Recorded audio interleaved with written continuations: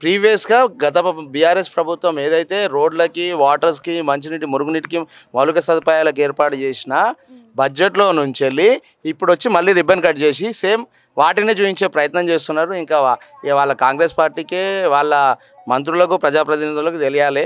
ముందుగా ఈ సంబంధించిన ఏవైతే కార్యక్రమాలు ఉన్నాయో బీఆర్ఎస్ ప్రభుత్వం హయాంలోనే జరిగినాయి కాబట్టి మాగంటి సునీత గారు అత్యధిక మెజారిటీతో గెలిపించడం జరుగుతుంది. అలాంటి ప్రణాళిక అసలు కాంగ్రెస్ పార్టీకి ఉంటే కదండి. ఇప్పుడు 47 ఎస్పీడీఎల్సీస్ ఏవైతే ఉన్నాయో ప్రణాళికాబద్ధకంగా అప్పుడు ఉన్న బీఆర్ఎస్ ప్రభుత్వం 47 ప్రాజెక్టులను ఎక్కడ కూడా వాటర్ స్టాగ్నేట్ కాకుండా స్టోమ్ వాటర్ని ఎక్కడక్కడ ఫ్రీగా వెళ్ళేటట్టు ఒక ప్రణాళికంగా హైదరాబాద్ని ప్రపంచ స్థాయిలో ఒక విశిష్టమైన నగరంగా ప్లస్ అభివృద్ధి చెందుతున్న నగరంగా చూపించాలనే ప్రయత్నం జరిగింది కాబట్టి హైదరాబాద్లోని పరిశ్రమలు కానివ్వండి, ఐటీ పరిశ్రమలు కానివ్వండి, ఇవన్నీ కూడా పెట్టే ప్రయత్నం బీఆర్ఎస్ పార్టీ చేసింది.